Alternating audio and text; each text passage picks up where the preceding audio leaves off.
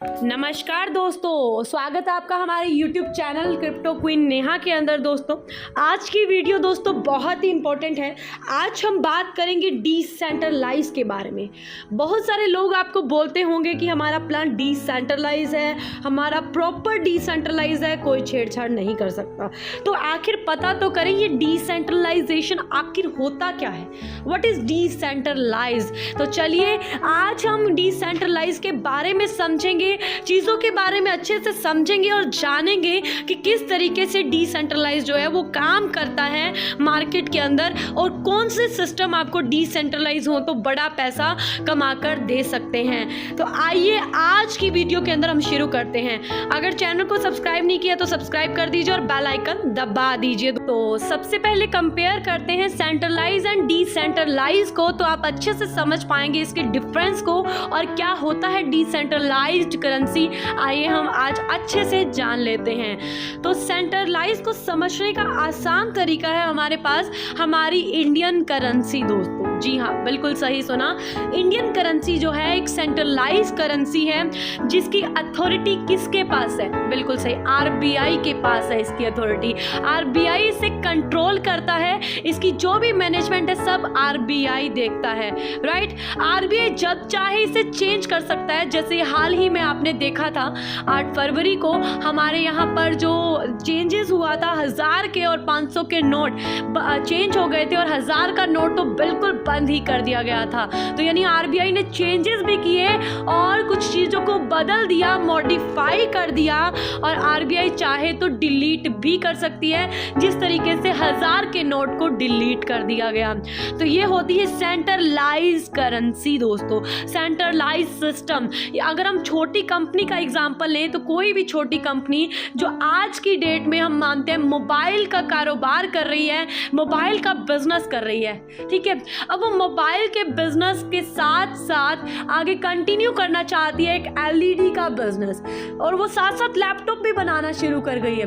इतना ही नहीं, कुछ कंपनीज तो ऐसी हैं जिन्होंने बहुत सारे छोटे छोटे प्रोडक्ट भी बनाने शुरू कर दिए हैं। तो वो अपनी मर्जी से चलती हैं और कौन सा प्रोडक्ट कब बंद करते हैं हम नहीं जान सकते, क्योंकि ये सेंट्रलाइज सिस्टम है। वो जब चाहे जो चाहे वो कर सकते हैं। एक चीज़ और समझते हैं, आपने वीवो के फ़ोन देखा होगा कि वीवो के फ़ोन आते हैं, लेटेस्ट मॉडल आते हैं, तो ज़्यादातर पुराने मॉडल को मार्केट से रिमूव किया जाता है और ये बोल दिया जाता है कि आज से ये मॉडल आपको नए फ़ोन में नहीं मिलेगा।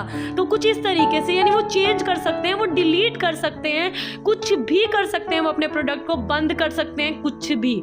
लेकिन जो डिसेंट्रलाइज होते हैं इसका कोई भी एक ऑथराइजेशन नहीं होता, किसी एक के पास इसका कंट्रोल नहीं होता, एक पर्सन इसका मालिक नहीं हो सकता। इसके मालिक बहुत सारे लोग होते हैं जो यूजर्स खुद होते हैं, जैसा कि क्रिप्टो करेंसी के अंदर होता है। इसके अलग अलग यूजर्स हैं, उनका कंट्रोल उनके पास है, इसीलिए बिटकॉइन का कोई मालिक नहीं है। कोई भी decentralise currency, bitcoin, ethereum, Tron, कोई भी करेंसी का कोई भी मालिक नहीं है। ये सारी डिसेंट्रलाइज करेंसीज हैं दोस्तों। अब यहाँ पर एक एग्जांपल के तौर पे आप देखिए, सेंट्रलाइज के अंदर एक हाउस बना हुआ है, एक हब, जिसके अंदर पूरा कंट्रोल हो रहा है। आप समझिए कि यह आरबीआई है जो कंट्रोल कर रही है करेंसी को, या ये कोई कंपनी है जो प्रोडक्ट को कंट्रोल कर रही है।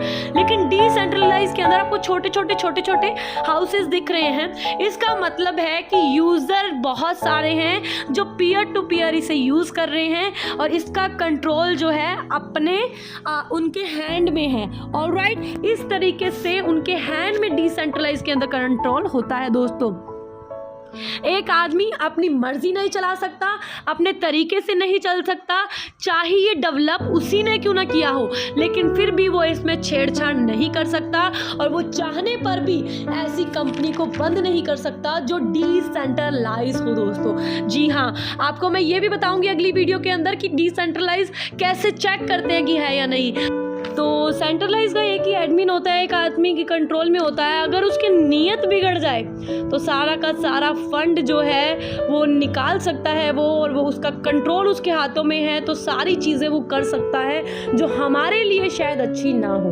और डिसेंट्रलाइज में ऐसा सब कुछ पॉसिबल नहीं है। ये बिल्कुल सेफ है, ये हैक नहीं हो सकता, ये सिर्फ यूज़र अपने हिसाब से चला सकता है, जैसे चाहे वैसे।